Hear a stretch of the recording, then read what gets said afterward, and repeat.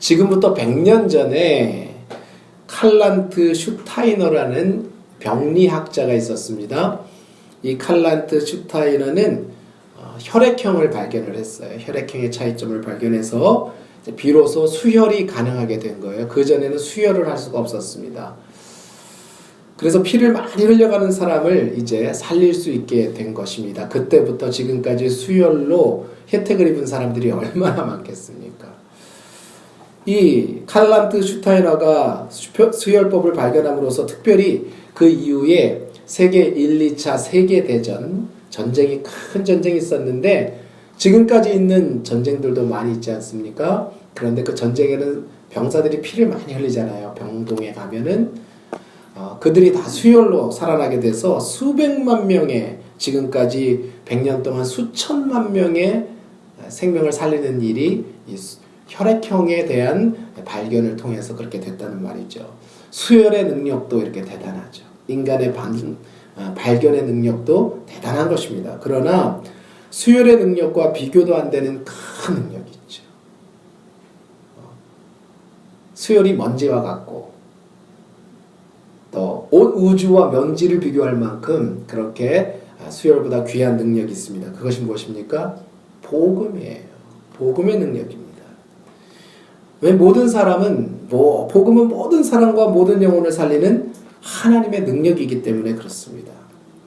오늘 로마서 1장 16절에 내가 복음을 그래서 부끄러워하지 아니하노니, 이 복음은, 예수 그리스도의 복음은 모든 믿는 자에게 구원을 주시는 하나님의 능력이 됩니다. 인간의 능력이 아니라 하나님의 능력이 됩니다.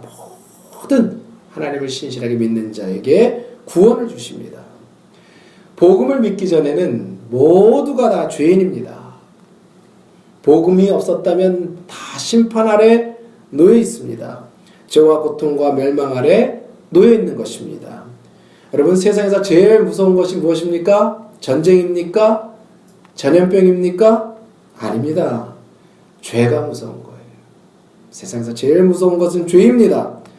이혼, 우울증, 전쟁, 살인, 시기 질투, 사기, 폭력, 독재, 대규모 학살, 에이즈와 같은 성병, 싸움과 다툼, 눈물과 고통, 인신매매와 학대, 종교전쟁과 난민, 국가의 부도, 국가의 멸망, 이 모든 것의 근원이 뭐가 있죠?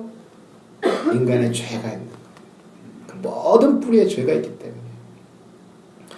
죄는 어느 정도 가공할 만큼 무서운가?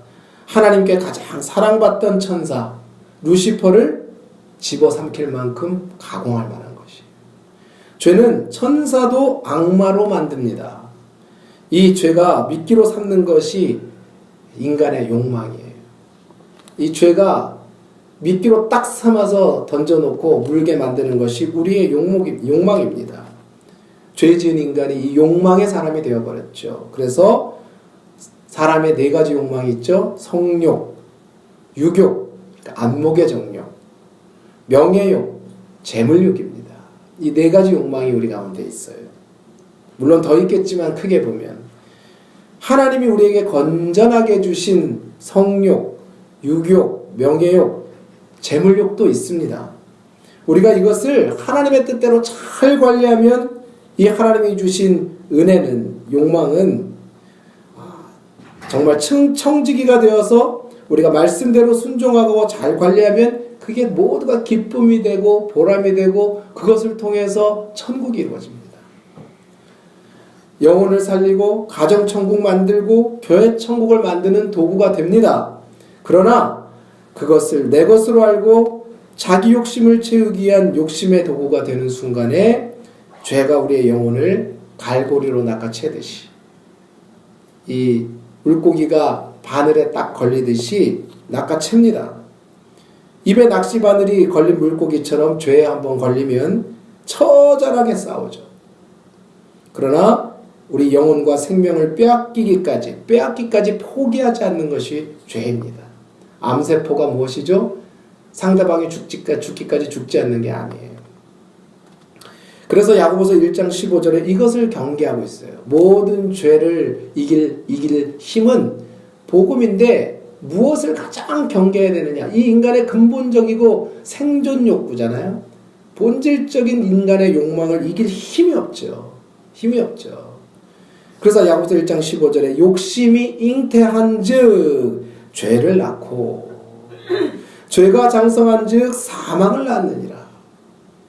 제일 우리 가운데 처음 죄를 지을 때 이 사사로운 욕심이 시작되는 거예요.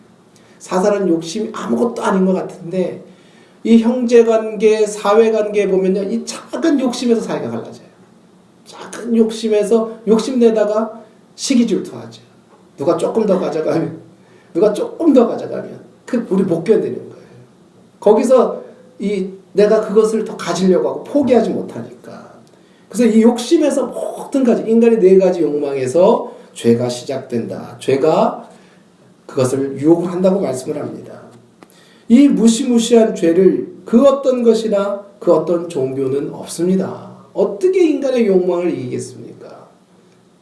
20년을 눕지 않고 성철 스님이 15년을 장좌부라 눕지 않고 앉아서 돌을 닦아도 안 되는 것이 인간의 욕망이라는 거예요. 오직 하나님의 복음만이 이 죄와 욕심, 욕망을 이길 힘을 줍니다. 그래서 예수님께서 십자가에서 우리를 위해 죽으심으로 예수님을 믿는 사람에게는 성령을 주시기 때문에 이 성령으로만 이 죄의 유혹과 욕망을 죽일 수 있습니다. 여러분, 구약과 신약의 차이점이 뭘까요? 구약이나 신약이나 율법, 구약은 율법으로 말씀으로 우리를 이기게 하죠. 근데 말씀을 순종을 해야 이기는 거죠.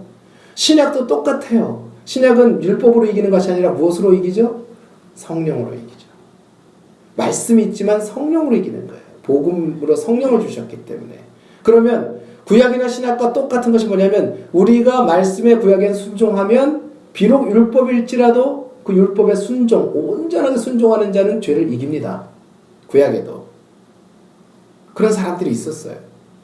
그런데 신약에도 아무리 성령을 주셨어도 말씀과 성령에 순종하지 아니하면, 말씀이 있어도 구약에 율법이 있어도 순종하지 않느냐 하는 것과 신약에 복음이 있어도 성령을 주셔도 그 성령의 음성에 순종하지 아니하면 결과는 똑같아요. 구약과 신약이 다른 게 하나도 없어요. 그런데 신약에서는 하나님이 성령을 주셨기 때문에 말씀에 순종하면 성령이 충만하게 되죠. 구약에는 성령 충만하지만 임재하는 성령이라면 신약에는 우리 양심과 마음속에 말씀이 있어서 성령이 자꾸 양심에 말씀하세요. 근데 순종 안 해요. 미세한 음성으로 말씀하시기는 똑같아요. 하나님의 음성은 불과 바람과 지진에 있는 게 아니에요. 세미하게 말씀하시거든요. 마음속에. 그거 아닌데. 그런데 우리가 이 성령의 음성에 순종하려면 성령 충만해야 돼요. 그래서 거룩함을 힘쓰고 예배하고 하나님을 경배하고 주님과 가까우면 가까울수록, 예수님과 친밀하면 친밀할수록, 말씀에 많이 노출되면 될수록, 주의 말씀에 순종하려 하면 할수록, 찬양하면 할수록, 기도하면 할수록 성령이 충만하니 이길 수밖에 없죠. 그 능력은 똑같이 율법으로 이기든지 성령으로 이기든지 이기려면 우리가 주님 앞에 순종하고 성령에 순종해야 되는 것입니다. 이 죄를 이기는 능력인 성령의 능력은 예수님의 십자가를 참으로 믿고 예수님만을 참으로 나를 죄에서 구원하실 분으로 믿는 사람에게만 주십니다. 예수님을 오직 참되신 한 분 하나님이시요 하나님의 아들로 믿는 사람에게만 성령의 생각과 능력을 주십니다. 그러므로 이 믿음이 없이는, 믿음으로 주시기 때문에 그 누구도 구원을 얻을 수 없는 것입니다. 죄의 문제를 해결할 수 없죠. 오늘 저와 여러분은 오직 이 복음의 위대한 능력을 알고 예수님만 우리를 죄에서 구원할 구원자이시오 참되신 나의 하나님으로 믿으실 수 있기를, 영접하실 수 있기를 예수님의 이름으로 축원합니다. 그런데 우리가 오해하는 게 있어요. 예수님을 믿는다고 하고 교회에 나오는 사람들은 모두가 죄를 이기고 죄와 고통에서 당장 벗어날 것이라고 생각하는 것입니다. 믿기만 하면 그냥 된다고 생각하는 것입니다. 그렇지 않습니다. 예수님을 믿는 사람이나 예수님을 믿지 않는 사람이나 천국에 가기 전에는 아직도 우리는 세상의 죄에서 그리고 아직도 우리 몸에 남아있는 죄의 성품에서 완전히 벗어나지 못했다는 것을 꼭 인식해야 돼요. 우리는 죄 가운데 아직 있다는 것을 알아야 합니다. 하나님께서 법정적으로 의인을 너는 의인이다 그리스도의 보혈로 삼아 주셨지만 우리는 이 땅에 있을 동안 아직 죄 가운데 있는 거예요. 마치 어머니가 임신을 하면 어머니 뱃속에 생명이 잉태된 것과 같이 내가 죄인임을 고백하고 예수님을 믿으면 사람의 영혼에 성령의 능력이 그때 잉태되게 돼요. 그리고 10개월 동안 그 생명을 잘 간수하여 아기가 세상에 나와야 비로소 새 생명을 탄생시키는 것과 같이 우리가 예수님 믿고 우리 영혼에 예수님을 확실하게 고백하고 세례를 받기까지 그리고 정말 성령으로 내가 주님을 모시기까지 우리가 믿음을 잘 간수해야 되는 거예요. 키워야 하는 것입니다. 어머니가 아기의 태동을 느끼고 발차기와 움직임을 느끼듯이 예수님을 온전히 시인하기까지 말씀을 공부하고 또 신앙생활을 열심히 해서 확실한 믿음을 세워야 합니다. 그래서 내가 들은 믿음, 받은 믿음을 유산해서는 안 되는 것이죠. 믿음이 성장해서 거듭나기까지 말씀을 열심히 공부해서 거듭나는 자가 되어야 돼요. 물론 한 번에 되는 사람도 있지만 대부분 그렇지 않아요. 듣자마자 거듭나는 사람은 거의 없어요. 깨닫는 것뿐이죠. 마태복음 13장에 보면 예수님이 이 일에 대하여 씨 뿌리는 자의 비유를 말씀하십니다. 하나님의 복음의 말씀이 네 종류의 사람의 마음에 뿌려지죠. 말씀이 한 사람의 마음은 길가와 같다 그랬어요. 길가는 뺀들뺀들해서 아무리 씨를 뿌려도 안 들어가는 불신자, 말씀을 아무리 전해도 안 되는 사람을 말합니다. 거부하는 사람이죠. 복음을 들어도 전혀 반응이 안 나타나는 사람입니다. 어떤 사람은 돌짝밭에 뿌려진 씨와 같다 그랬어요. 돌짝밭은 흙이 있어서 잠깐은 뿌리가 나요. 그러니까 유산하는 믿음. 잉태는 했는데 유산하는 믿음이 그런 믿음이에요.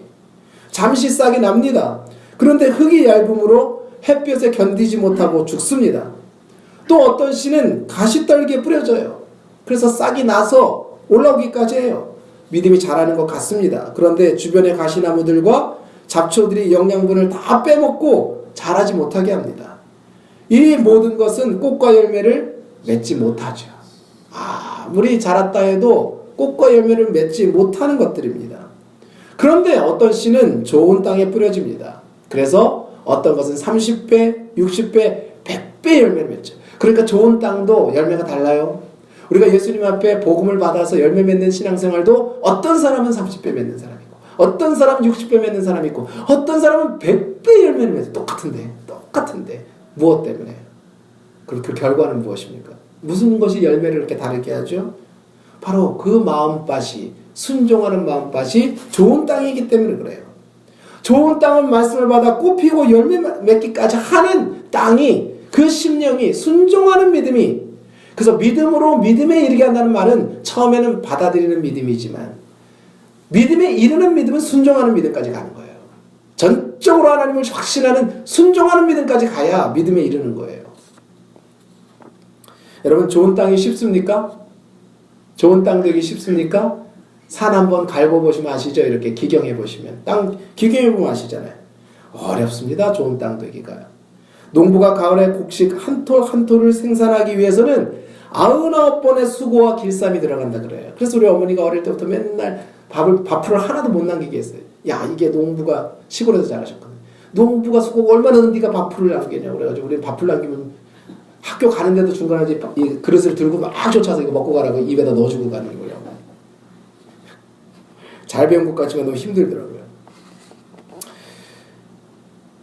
그 수고와 길쌈이 들어가야 좋은 땅이 되는 거예요. 우리가 하나님의 말씀도 길쌈을 해야 돼요. 심령 길쌈을 해야 됩니다. 잡초와 냉해와 폭우와 병충해를 다 제거하는 열심을 통해서 땀이 있어야 좋은 땅이 되는 거죠. 우리의 믿음도 그렇습니다. 믿음의 땅도 그래요. 마음밭도 그래요. 우리가 목회자와 믿음의 성도들과 함께 자신 스스로 또 말씀으로 자신을 기경하고 힘써 땀을 내야 돼요. 힘써 말씀으로 땀을 내야 돼요.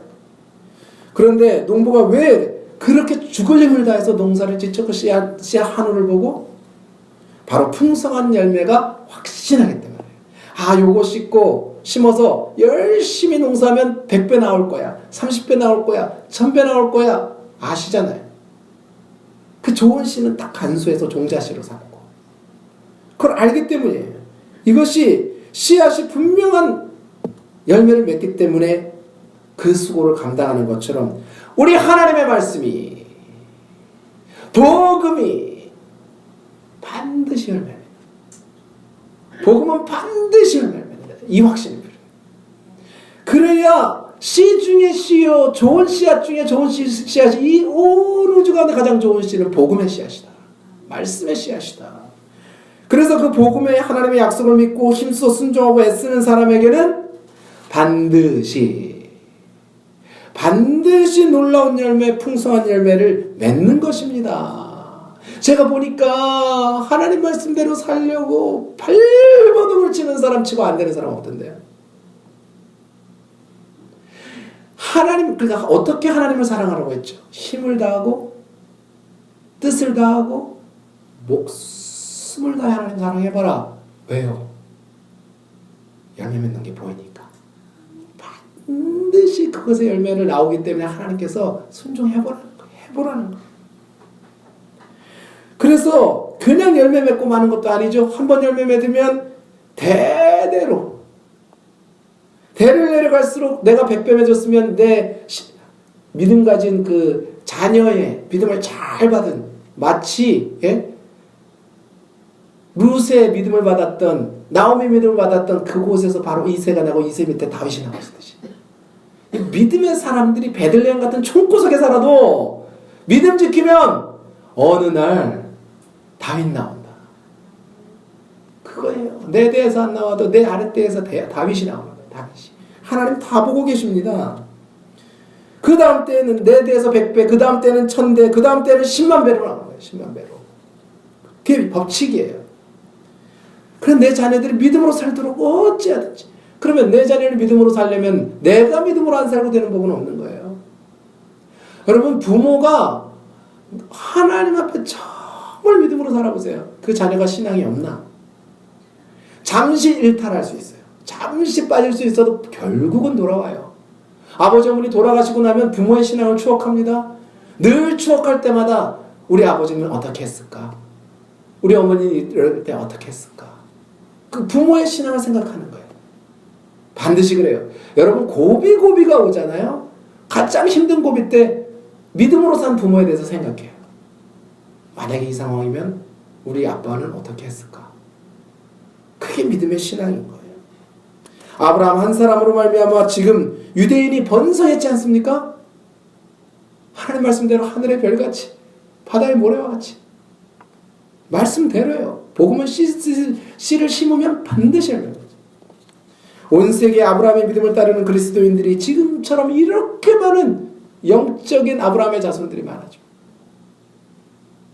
그래서 오늘 1장 10절에 복음에는 하나님의 의가 나타났다. 하나님의 의가 무엇입니까? 인간의 의가 아니고 인간의 생각이 아니란 말이에요. 이게 사람들이 말하는 옳고 그름이 아니에요. 사람들이 세상의 윤리와 도덕이 공자님이 말하는 소크라테스가 말하는 옳고 그름이 아니에요. 하나님의 의는 성경에 있는 하나님의 의. 하나님이 말씀하신 옳고 그름. 하나님이 기뻐하시는 것. 그 하나님의 의가 말씀의 복음에 있다. 사람이 생각도 못하는 거예요. 그걸. 사람이 생각도 못하는 의입니다. 나타나서 믿음으로 믿음에 이르게 하나니 기록된 바 오직 의인은 하나님이 구원하신 자는 믿음으로 산다. 반드시 의인 구원한 자 하나님 앞에 사는 자는 이 복음을 믿고 그 복음으로 말미암아 살리라. 어떤 상황에서도 살아간다. 세상이 다 무너질 때라도 하늘이 무너질 때라도 하나님이 살려내신다. 아멘입니까? 그 자손 보존하신다. 그러나 이 복음을 믿음으로 간수하지 못하고 거듭나지 못하고 무시하는 사람들이 있어요. 별것 아닌 것으로 생각하는 사람들이 있어요. 교회를 다니고 믿는다 하면서도 교회 안에 돌짝박 같은 믿음이 있어요. 오래 신앙생활에도 가시떨기 같은 믿음을 가진 사람들이 있습니다. 그들은 결코 열매를 맺지 못한다는 거예요. 그들은 교회에 나오지만 아직도 사실 전도 대상자입니다. 아직 어린아이의 믿음밖에 안 되는 사람들이 있다는 거예요. 이런 사람들은 아직도 죄에 잡혀있는 사람들이에요. 성령의 능력을 경험하지 맛보지 못한 의의 말씀을 맛보지 못한 체험하지 못한 사람들이란 말입니다. 육신에 속한 사람들이라고 했어요. 성령에 속한 사람이 되지 못한 사람들이라고 했습니다. 그런 사람들을 성경은 복음에 속한 사람들이 아니라 율법에 속한 사람들이거나 육신에 속한 사람들이다. 육신에 속한 사람들. 율법에 속한 사람들이 누굽니까? 바로 종교인들이란 말이에요. 바리새인과 서기과 같은. 그들은 오히려 안 믿는 사람보다도 못한 삶을 살게 됩니다.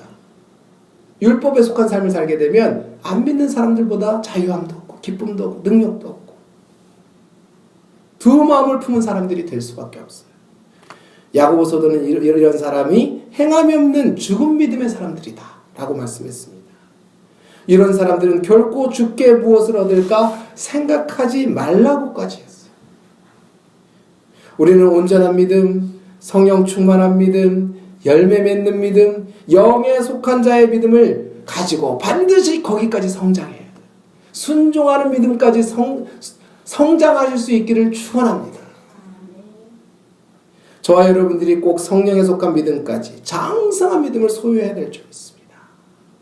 이 열매 맺는 천국 복음을 확고히 믿는 사람들에게는 7가지 역사예요. 그러니까 이 복음의 씨앗을 탁 담고 오부지게 내가 하나님 뜻대로 살아버리라 하는 게 어디서 나오냐면요. 이 복음을 맛보는 사람들이 할 수 있는 거예요. 맛보면 맛볼수록 하나님의 아름다우심과 하나님의 은혜를 맛보면 맛볼수록 그렇게 살고 싶어져요. 그러니까 맛보는 게 중요해요. 맛을 보는 게. 하나님이 일거수일투족을 나를 붙드시고 계심을, 나의 잘못 가는 길을 막아주심을, 연약함을 채워주심을, 하나님이 사람들을 움직여주심을, 하나님이 사람들의 심령과 온 땅과 사람들을 다 움직이심을 체험해야 돼요. 지금도 구약의 역사는 그대로 일어납니다. 여러분, 신약이 구약보다 복음의 능력, 성령의 능력이 더 강하게 나타납니까? 적게 나타납니까? 구약 성경과 신약 성경에 하나님의 능력이 어디서 더 강하게 나타나요? 어디서요? 신약이 많죠. 구약의 선지자들이 성령 더 충만했습니까? 신약의 사도들이 더 성령 충만했습니까? 신약의 사도, 복음을 받은 자들, 성령에 사로잡힌 사람들이었단 말이에요. 물론 똑같지만 달라요. 그러므로 신약 성경에도 하나님 뜻대로 사는 자는 구약보다 더 능력이 나타난다니까요. 아멘. 이걸 사모해야 될 줄 믿어요. 얼마나 사모해야 돼요. 야, 정말 하나님이 나와 동행하시고 에녹처럼 동행해서 내가 움직이는 곳마다 하나님이 은혜를 주시고 내가 하나님 뜻대로 살면 하늘의 신령한 것들을 맛보고 놀라운 은혜들을 맛보고 거룩한 꿈과 거룩한 찬송과 하나님의 영광들을 다 나와 내 자손들이 체험하는데 이처럼 흥분되고 좋은 일은 어디 있을까요? 그 쉽지 않단 말이죠. 구약에 보면 하나님 뜻대로 살았던 사람이 많습니까? 요즘 왕들의 우리 열왕기 하죠. 왕들이 어때요? 왕권을 가지고 어때요? 하나님 뜻대로 살아요? 그렇게 선지자들이 얘기하는데도 깨닫습니까? 멸망하기까지 안 깨닫습니다. 멸망하기까지. 그래서 하나님은 왕 되지 말라는 거예요. 왕 되면 못 깨닫기 때문에. 세상에 왕이 되려고 하지 말라는 거예요. 왕들의 역사는 망하는 거예요. 주님만 왕으로 삼아야 되는 거예요. 주님만 왕으로 산 사람은 다윗처럼 그 자손 만대가 하나님이 왕을 삼아주신 하나님의 능력이 오늘날에도 역사하시는 줄 믿습니다. 바울의 역사를 보세요. 세계를 뒤집어 버리잖아요. 한 나라가 아니라 세계를 복음으로 뒤집어 버리잖아요. 지금도 믿음 있는 사람은 세계적인 선교단체를 만들어내죠. 하나님이 그가 뭐라고? 그도 우리와 똑같은 사람. 근데 그에게 뭐가 있어요? 복음의 약속, 복음의 좋은 씨를 아는 사람. 하나님 말씀대로 살라고 발버둥을 치는 사람. 근데 그게 억지로입니까? 아니, 좋아서. 맛보니 복음을 맛보니 하나님의 함께 하심을 맛보니 역사를 맛보는데 어떻게 하나님 뜻대로 안 살겠어요? 열매가 나오는 거 보이는데. 놀라운 거예요. 여러분, 그래서 하나님의 세계는 너무너무 깊어서 우리가 하나님의 세계를 깊이 들어갈수록 그 거룩한 체험은 너무나 많은 거예요. 깜짝 놀라요. 내가 50년 동안 체험하지 못한 게 이제 앞으로도 있다니까요. 아멘. 하나님 앞에 깊이 사는 사람들은 50년 동안 체험한 것보다 나머지 20년 동안 체험한 게 더 깊은 곳으로 가는 거예요. 더 깊은 곳으로. 놀라운 것, 놀라운 것. 이것을 알아야 우리가 복음으로 들어가죠. 그래서 이 7가지 역사가 뭐뭐 나타나는지 다 같이 한번 읽어보겠습니다. 7가지. 다 같이 시작. 죄에서 구원하여 의롭다 하심. 마귀의 종에서 하나님의 아들들이 되는, 영혼을 사망에서 구원하여 영생을 얻고, 불행과 저주에서 하나님 나라를 상속받고, 영육의 질병에서 구원하여 강건케 되기도 하고, 육신도 죽음에서 구원하여 부활 영생을 얻게 하고, 영원 심판에서 구원하여 영원 천국을 상속하게 한다. 이 반드시 열매가 나온다. 빨간 것만 한 번 더. 빨간 것만 한 번 더. 시작. 의롭다 하심을 얻고 하나님의 아들이 되고 영생을 얻고 하나님 나라를 주시고 강건케 하시고 영육이 다 강건케 하시고 부활 영생하게 하시고 영원 천국을 상속하게 하신다. 아멘. 아멘 할렐루야. 그러니 이 놀라운 복음의 능력의 열매가 있으니 우리가 얼마나 말씀대로 살고 싶을까요? 이걸 체험하면 힘과 뜻과 정성과 목숨 다해 하나님 뜻대로 살려고 힘써야 할 이유가 넉넉히 있는 것입니다. 우리가 자녀 잘 되기 위해서 얼마나 최선을 다합니까? 사업 잘 되기 위해 얼마나 목숨을 다해 일합니까? 운동선수가 국가대표가 되고 메달을 따기 위해 얼마나 애쓰고 땀 흘립니까? 그런데 이 가장 귀한 복음, 하나님의 약속에 무관심하기 때문에 이 천국 복음을 누리지 못하는 것이 많다는 겁니다. 말씀대로 살면 반드시 형통한다. 반드시 열매가 나타납니다. 심은 대로 거둡니다. 그 자손들에게 나타납니다. 또 내가 전도하고 섬긴 영적 자손들에게 무수한 열매로 나타나게 될 줄 믿습니다. 우리가 우리 힘으로 해서 무엇을 얼마나 이룰 수 있겠습니까? 인생에. 예전에는 왕이 되는 것이 하늘이 결정한 것이라고 했죠. 왕은 하늘이 낸다. 재벌이 되는 것도 요즘에는 하늘이 결정한다 그러대요. 재벌 되는 것도. 대통령 되는 것도 하늘이 결정한다고 그러대요. 사람들이. 그래서 예전에는 요즘에도 대통령 후보들이 그렇게 용하다는 무당을 찾아다닌대요. 마지막에 대통령 선거 하기 전에 찾아가서 뭐 부적을 뭐 몇십억짜리를 사가지고 붙인대. 당신이 떨어질 거라 그러면 부적 받다가 바꿔가야 된다. 그래가지고 옛날에 뭐 10원짜리 동전에 뭐 그런 지나가는 얘기 10원짜리 동전에 그 안에 불상이 없었는데 그 10원짜리 안에 동전 안에 불상 넣으면은 된다 그래가지고 누가 넣었다는 얘기도 있어요. 그런 얘기도 들은 적이 있어. 그러면 당신이 대통령 된다. 얼마나 애를 쓰는. 아무리 좋은 생각, 아이디어, 제품을 만들어도 그것이 시와 때와 장소와 모든 것이 맞아떨어져야 되기 때문에 사람도 그렇게 생각을 하는 거죠. 그런데 우리는 이 무당 같은 믿음, 미신 같은 사이비 믿음을 가진 사람들이 아니에요.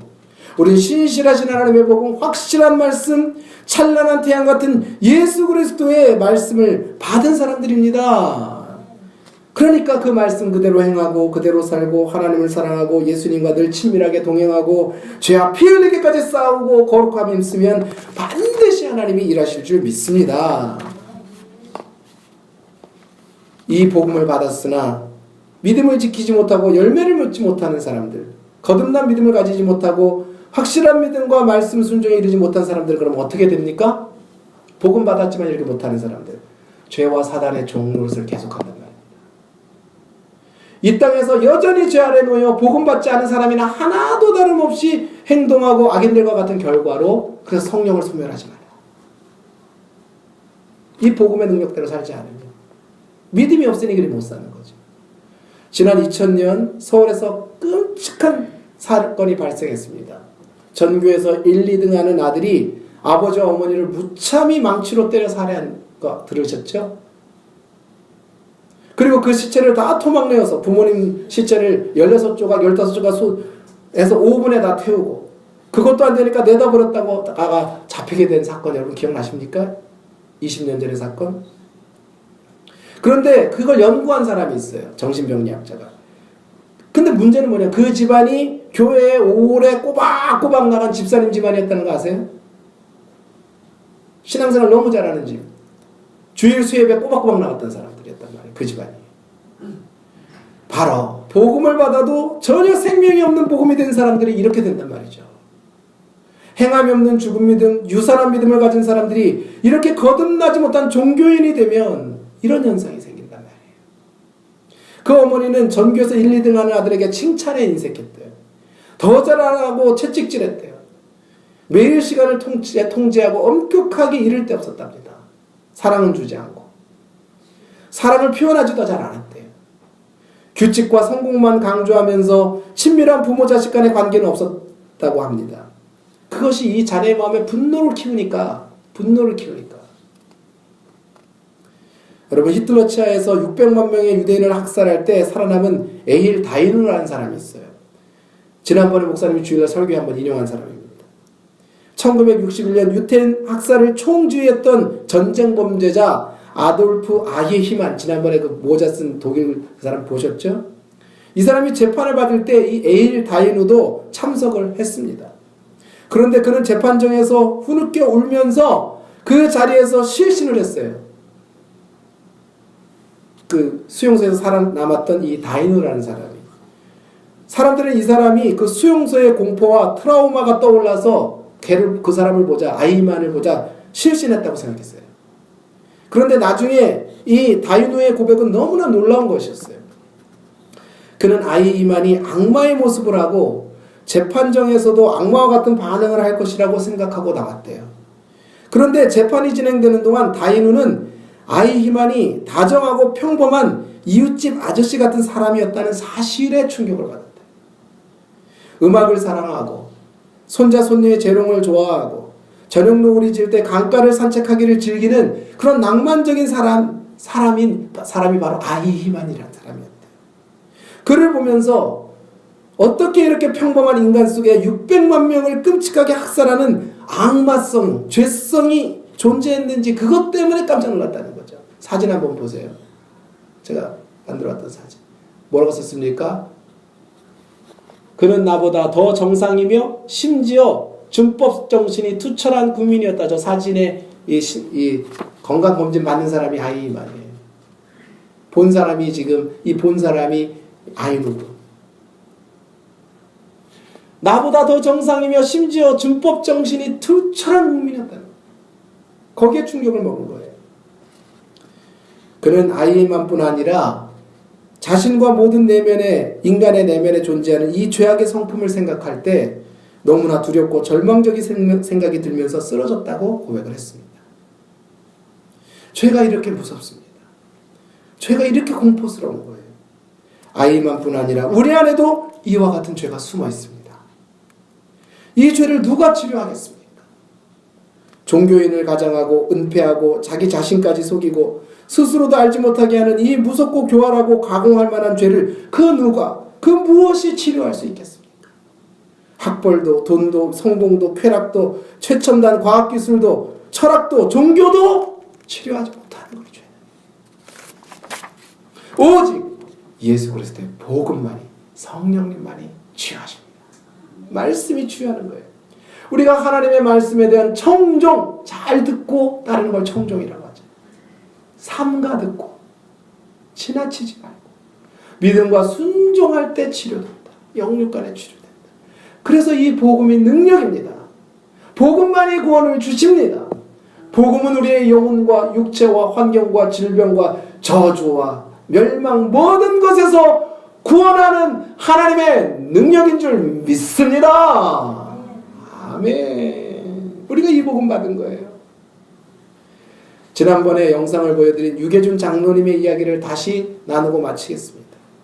하나님의 은혜는 나누고 또 되새기고 되새겨야 돼. 좋은 설교 반복해야 되는 거예요. 좋은 예화 반복해야 되는 거예요. 하고 또 해야 되는 거예요. 또 한 걸 또 하냐. 준비도 안 하시냐. 그러면 안 돼요. 좋은 건 또 새기고. 유계준 장로님은 평양 출신의 깡패 두목이었다 했죠. 그는 혈기 충만한 사람, 방탕하고 음란한 사람이었습니다. 깡패니 오죽했어요. 조폭 두목이었어요. 자식도 낳지 못했습니다. 그런데 그가 예수님을 믿고 철저하게 변화되었습니다. 복음을 받고 복음대로 살기로. 그는 믿는 날부터 온전히 하나님 뜻대로 살기로 결단했다고 합니다. 그런 그에게 하나님이 자녀를 주셨습니다. 하나도 아니고 8명씩이나. 그는 감사함으로 전 재산을 교회에 헌납했습니다. 집을 교회로 삼아서 미림교회라는 교회를 세웠어요. 그는 온 교회를 희생적으로 가족이 섬겼습니다. 온 집안이 한마음으로 신앙생활하며 하나님 앞에 헌신했어요. 노아의 가족처럼. 평생 그와 그 가족이 교회를 위해 살았다고 해도 과언이 아닐 정도라. 그러다 주기철 목사님이 신사참배에 불복하여 고문을 당할 때 유 장로님도 함께 투옥되어 고문을 받았습니다. 또 주기철 목사님이 돌아가신 후에 장로님도 믿음을 지키다가 순교했어요. 그렇게 평생 하나님을 섬겼지만 장로님이 돌아가시고 부인 권사님만 혼자 8남매를 데리고 남쪽으로 내려오게 되었습니다. 이 정도면 우리 같으면 정말 하나님 살아계신가 이러실 수 있는가 했겠죠. 그런 절망의 마음이 듣지 않았겠습니까? 그런데 하나님은 결국에 이 가정을 보호하고 지키셨습니다. 순교하고 믿음을 전수하고 지킨 가정에 은혜 위에 은혜를 베푸셨습니다. 지금 그 자손들을 보십시오.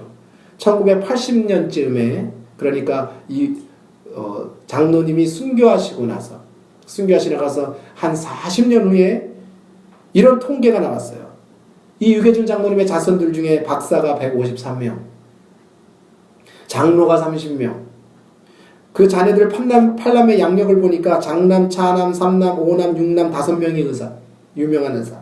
4남은 서울대학교 총장, 7년은 병원 원장, 8년은 뉴욕 생화학연구소 박사, 3위는 부총리, 우리나라 부총리까지. 아마도 지금 통계를 낸다면, 이게 1980년이니까 30년 후인 지금 통계를 내면 어느 정도일까요, 이 집안이?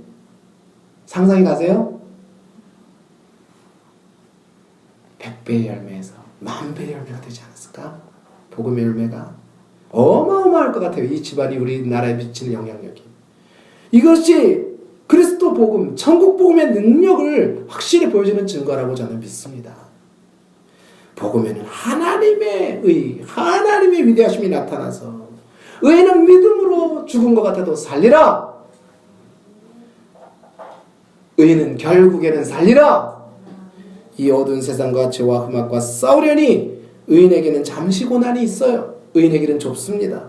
죄악 세상에서 살아가고 또 우리 안에 있는 죄와 욕심과 싸우려니 어찌 고난이 없겠습니까?